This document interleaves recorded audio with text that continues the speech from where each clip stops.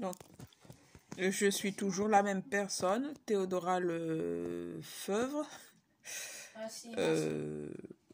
Donc, j'ai mis Hassan Chérif, le nom de ma mère. Donc, je suis descendant de Hassan Chérif et sultan du côté maternel de son père. Du côté maternel de ma mère, viennent encore de plus loin du côté d'Israël et autres. Et donc, ce que je voudrais dire de Masada, je voudrais dire ceci. Vous faites très, très, très attention, vous observez. Parce que la première vidéo que j'ai envoyée, j'ai bien parlé d'Anna et sa parenté et tous ses complices. Donc, quand j'ai parlé de l'histoire des cheveux, en 97, pendant qu'on était en guerre, juste à la sortie de guerre, donc au Congo-Brazzaville, guerre provoquée par Lissouba et ses compères, qui est allé attaquer l'ancien président qu'il a laissé en place, Denis Sassou Nguesso, qui est l'actuel président, pardon. Et donc, moi, je m'engageais dans la vie religieuse, en tant que religieuse, avec un engagement, vie consacrée et tout, de vœux de chasteté, pauvreté, obéissance. Et j'ai fait, moi, un 4e vœu d'obéissance au pape, comme les jésuites. En 97, là, elle m'a forcé à toucher à ma tête avant mon engagement. La supérieure a commencé, elle allait dire des choses à la supérieure tout pendant depuis qu'elle est arrivée en 95, ça a commencé. Celle-là, faut qu'elle parte. Elle va dominer Théodora parce que Théodora ne parle pas, elle ne pourra pas s'épanouir. Comme si j'étais rentrée là pour elle, comme si elle me connaissait avant, que j'allais pas m'épanouir parce que l'autre était là. Pour elle, faut chasser pour qu'elle récupère la place. Comme ça, même dans le travail. Quand vous entendez parler d'Anna, faites attention. Sortez les prières d'exorcisme, faites-la partir. Sinon, vous allez souffrir la pourriture. Anna et tout son réseau qu'elle a amené ici, là, qu'elle a développé ça et là.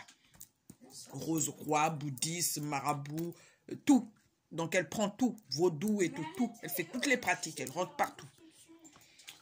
Donc, comment on appelle? Dans 97, il fallait qu'elle touche mes cheveux. D'abord, 95, quand elle est rentrée, il fallait que je coupe mes cheveux. C'est mon neveu, un certain Guy Keta, qui est venu, était à l'université. Je l'ai fait venir un dimanche. Il faut que tu viennes. Qu'est-ce qu'il y a? On m'oblige à couper les cheveux. J'avais de longs cheveux et tout, bien fournis. Il faut qu'on les coupe.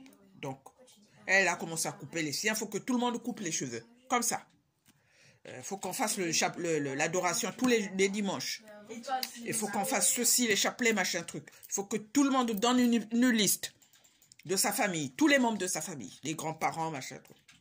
Quel est le problème? Ah ben non, on va prier pour eux. On va prier pour les morts, les vivants, tout le monde, même les morts. Alors c'est une façon pour elle de signer ses pactes. Et elle ramène toutes ces listes-là, la Rose-Croix, dans toutes les sectes.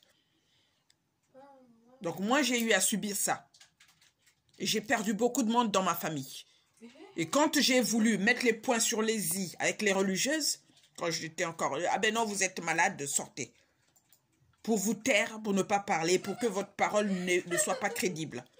Or, Dieu sait, je suis sortie pour des raisons, les mêmes, le harcèlement, le piratage, les pactes qu'elle signe, elle venait me forcer, signe des pactes de la Rose-Croix, tu auras la promotion, tu auras ceci, sors, va travailler, va avec la Rose-Croix, ne reste pas ici, l'église nous ment, le pape nous dit des mensonges, la Vierge Marie c'est n'importe quoi, elle dit n'importe quoi, voilà le vrai secret de Fatima, le 3e secret que dit la Rose-Croix avec un gros manuel au moins de plus de 200 pages, qu'elle se balade avec Yvonne Founa. Signe un pacte, machin truc, va là-bas, tu auras des promotions. Regarde Yvonne Founa par ricochet qui dit « Ah ben moi, mon frère Bertin Mingui a épousé pourtant une femme bien, ses parents sont protestants, ils parlent toujours protestants, comme Théotine Yamba protestant, c'est une chatte, comme on dit, des gouttières, une vraie vagabonde du diable qui a avalé le diable, qui signait des pactes et donnait son âme au diable. C'est encore une famille de Foucault. Donc, voilà, il a épousé une femme qui est pourtant protestante, confirmée et tout, mais il est maintenant dans la Rose-Croix. Je lui ai montré la Rose-Croix, il est là-bas, il a eu une promotion. Qu'est-ce qu'il a comme promotion? Ah ben non, il est allé à Moscou, c'est lui qui s'occupe de la paye des étudiants, comme si c'était une promotion. Elle dit, paye des étudiants. Moi, je suis née de famille, je ne vais pas me gonfler les chevilles. J'ai laissé plein de richesses, plein de biens de mon père pour venir servir Dieu. Et vous me forcez à quitter la vie religieuse, à quitter l'église même. Parce que dans l'église, et vous allez rester là dans l'église, vous allez rester là comme religieuse.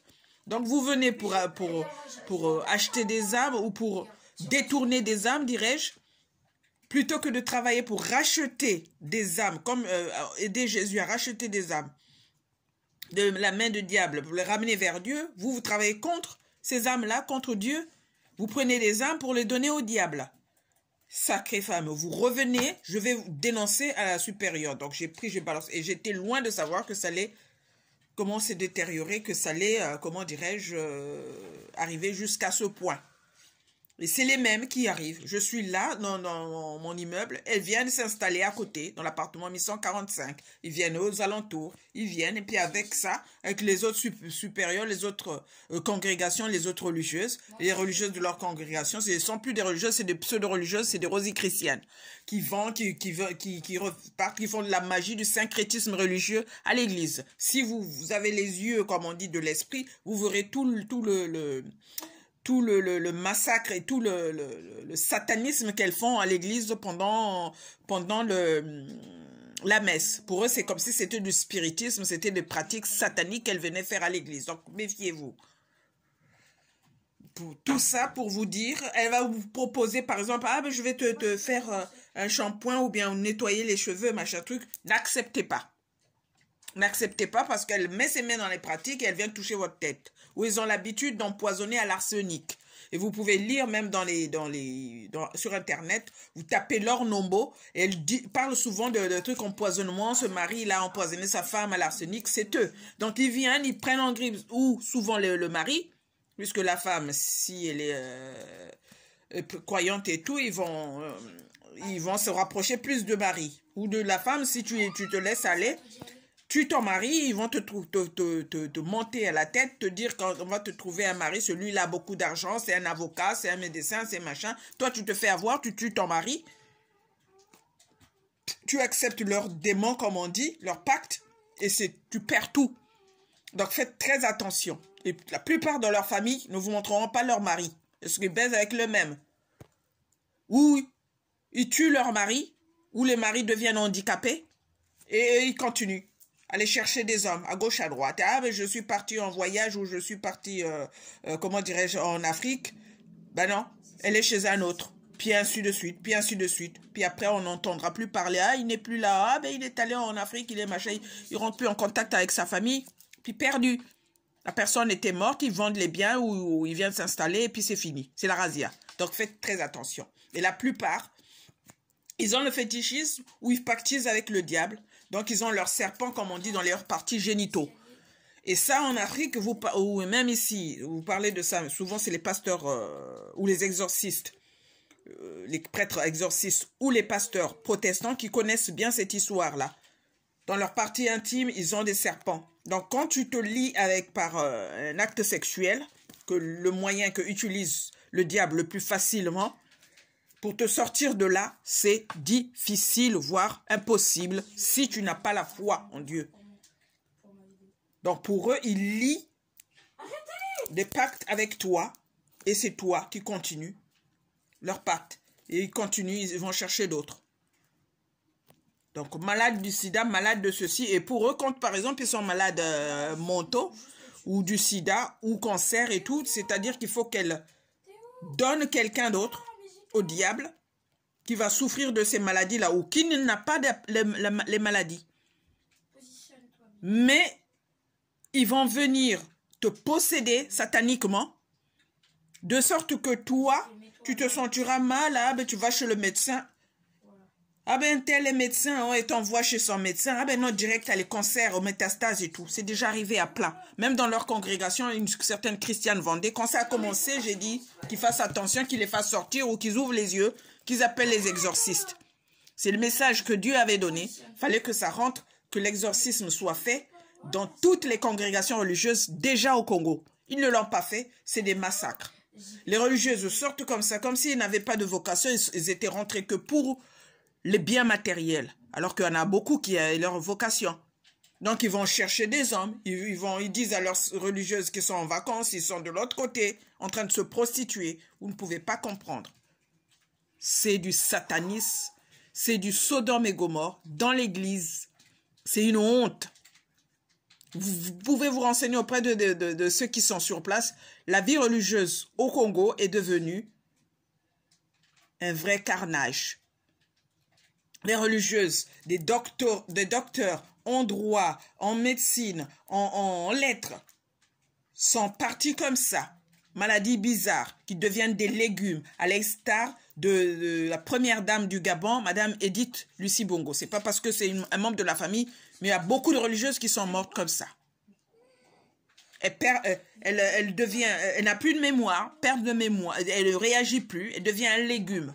Sœur Jeanne Kipo, et celle qui l'a gardée, Sœur Marie-Thérèse Kouka, Sœur Augustine, donc des sœurs qui sont, si vous connaissez le quartier de Ouenze, à Brazzaville, il y en a au moins 4 ou 5 qui sont comme ça, mortes comme ça. Il y en a d'autres, les frères de Saint-Gabriel, du jour au lendemain, ils ne voient plus. Qu'est-ce qui se passe? Ils lui mangent, comme on dit, elle mange les yeux. Mais si je vous explique comme ça, vous allez dire, mais qu'est-ce qu'elle nous raconte? Non. Et je vais vous conseiller de lire un ouvrage d'un prêtre. Sur les réseaux sociaux, j'ai vu qu'il est décédé maintenant, Père Éric de Rony, R-O-S-N-Y, comme Rony Sous-Bois. Père Éric de Rony, qui a vécu comme missionnaire au Cameroun. Donc, Cameroun, c'est l'Afrique centrale. Mais il vous raconte dans ses ouvrages, il en a écrit plusieurs, un peu, les réalités du monde parallèle, entre griffes, comment on vit en Afrique. Il vous fait la distinction entre le féticheur, entre le guérisseur, le sorcier, et tout ce que nous pouvons rencontrer en Afrique, du monde occulte. Donc faites très attention. Ils ont l'esprit blasé, Quand vous entendez Koutana qui se prend pour gourou, pour musulman, les célestins, machin, qui croient qu'en venant voler des piles chez toi, tu vas avoir le cancer, ou tu vas être malade, ou il va t'empoisonner avec. Il y a un bug. Ça me plaît. Qu'en passant la main derrière ton dos, il va te prendre ton corps, en frottant derrière ton sac, il te prend ton argent et tout. Du fétichisme. Ou il va rentrer chez toi, c'est un genre de fétiche qu'on voit au Congo. Mais dans d'autres pays, ça doit exister. Le Nzobi. Donc quand vous entendez Nzobi, c'est pas toi seulement qui tue. Mais c'est tous les membres de ta famille qui vont subir ça, qui vont être tués comme ça. Et toi-même à la fin. Qui va souffrir des maladies. Ou des pratiques qu'on appelle Munjula, les profanations des tombes. Attends, il faut chercher Marie. Profaner une tombe, même dans les livres saints, dans le Coran, ou la Bible, ou la Torah, le premier des livres saints, c'est interdit. Elle est où, Marie? Donc ils vont venir vous dire, ah ben non, elle avait signé ou il avait signé pour donner son corps à la science. C'est arrivé à un membre de ma famille. Elle n'a jamais parlé de ça, elle n'a jamais signé. Et ce corps-là, ils font quoi? Ils vont aller vendre ces organes-là pour s'enrichir.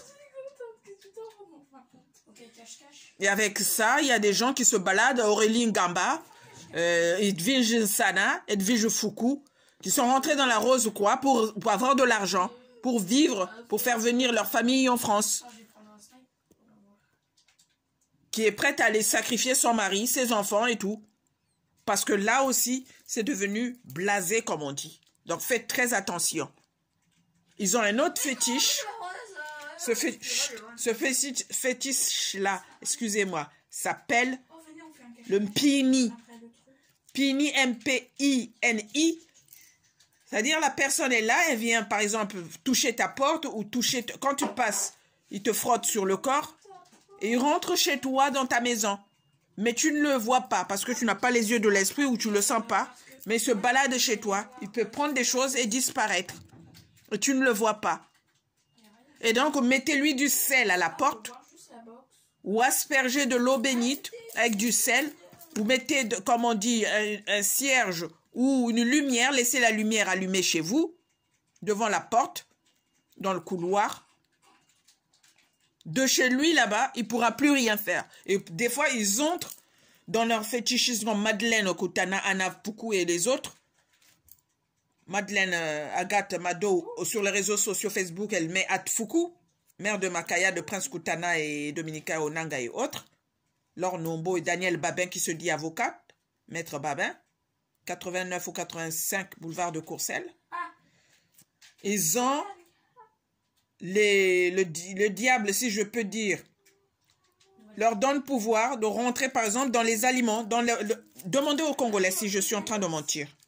Donc elle va rentrer, c'est de la sorcellerie, dans ton plat, dans ton truc, où tu vois une mouche voler, où tu ne vois pas, mais tu sens que, comment dirais-je, elle vient rentrer dans ton verre. Toi, tu crois que c'est, j'ai senti quelque chose, machin, mais tu continues à manger, elle rentre dans ton ventre, et tu commences à sentir le ventre gonflé, le ventre comme si tu étais serré, des spasmes, ou de fois des flatulences, des choses comme ça, des ballonnements et tout. Tu t'attends à accoucher et c'est pas une grossesse. Ou tu vois que tu te sens encombré et tout, tu vas faire un examen, il n'y a rien. Mais tu l'entends. Mais tu sens que, par exemple, c'est une possession démoniaque et tu peux pas aller en parler au médecin, il va t'envoyer ou en psy. Mais vous demandez aux Congolais, tout ça, ça existe. Vous demandez aux Africains, tout ça, ça existe. Vous demandez aux marabouts qui commencent à jouer avec les gens, la conscience des gens, ça existe. Le marabout qui va te dire, ah ben non, moi je vais te faire disparaître, par exemple, ton sexe dans le cas d'un viol ou d'une accusation de pédophilie ou d'inceste. Tu arrives là aux assises, ah ben vérifier seulement, il vérifie, il n'y a plus rien. Mais après, il faut remettre. C'est des cas comme ça qui sont arrivés. Et c'est véridique. Donc faites très attention. Ils prolifèrent, ils pensent se développer, prospérer dans le monde de ténèbres. Vous résistez leur. Soyez dans le monde de lumière, soyez avec Dieu. Que tu cries sur les toits ou pas, on ne demande pas de crier sur les toits, mais dans ton cœur, confiez-vous souvent et tout le temps à Dieu. Il y a des prières d'exorcisme qui existent, il y a des psaumes qui existent, il y a des accompagnements, il y a certains psychologues qui le savent. J'ai aussi une formation en psychologie. Vous pouvez en parler aux prêtres. Il y a des prêtres exorcistes, aux pasteurs. Le temps n'est plus au jeu ou à la banalisation des choses. Vous voyez les choses comment est-ce que... Quand vous parlez, ils rigolent. C'est des démons comme on dit. Si vous connaissez l'évangile, lisez le passage des possédés de Gadara. Et des autres possédés au temps de Jésus. Ne parlez pas de folie. Possession. Ils se baladent. Ça commence à crier, ça commence à vociférer. Ils ont des fois attaché avec les chaînes sur les tombes. Ça criait, machin truc. Il leur dit, sors de cet homme. Et c'est encore ces démons-là les hommes donc se calment. Ils sont jetés à terre et tout. Comme des fois pour les épileptiques. Et là, l'épileptique, il vocifère pas toujours. S'il vocifère, c'est qu'il est possédé. Donc, ça arrive souvent aux gens qu'on nous considérons comme fous. On les voit vociférant, on les voit sortir des choses. Et donc là, quand par exemple Jésus dit « tais-toi, sors de cet homme, sortez de ces hommes », qu'est-ce qu'ils font? Les démons viennent encore demander à Jésus « Maître, permets-nous d'aller dans ces cochons ». Il y avait au moins un troupeau de plus de 2000 cochons. Donc, Jésus leur a autorisé d'aller dans les cochons plutôt que dans ces deux hommes qui étaient possédés. Les hommes ont été guéris. Ils sont rentrés dans les cochons. Qu'est-ce qu'ils ont fait? Ils ont précipité les cochons avec eux dans le lac. Donc, plus de 2000 cochons qui sont partis. Imaginez un cultivateur, un éleveur qui perd son troupeau, son cheptel porcin de plus de 2000 cochons. Qu'est-ce qu'il va devenir? Donc, ça, c'est que des exemples. Mais c'est du vécu en Israël. Au temps de Jésus, on appelait Palestine, mais c'est en Israël que ça s'est passé. Et ça continue. Tant que toutes ces choses, tous ces mots ne sont pas conjurés, ça continue. Et le diable, s'il est vaincu depuis la mort de Jésus sous la croix, il continue à se ramifier parce qu'il y a toujours des anges déchus qui s'allient à lui et qui continuent son œuvre. Comme nous continuons l'œuvre de Dieu, eux, ils se lèvent pour continuer. Et s'ils se sont déjà condamnés, ils savent déjà qu'ils sont condamnés. Ils savent comment faire pour s'en sortir. Mais ils ne veulent pas s'en sortir. Ils veulent détruire au maximum d'autres. Emmener avec eux vers la perdition plusieurs âmes. Donc faites très attention. C'est tout ce que j'avais à dire, à compléter. Théodora Lefebvre.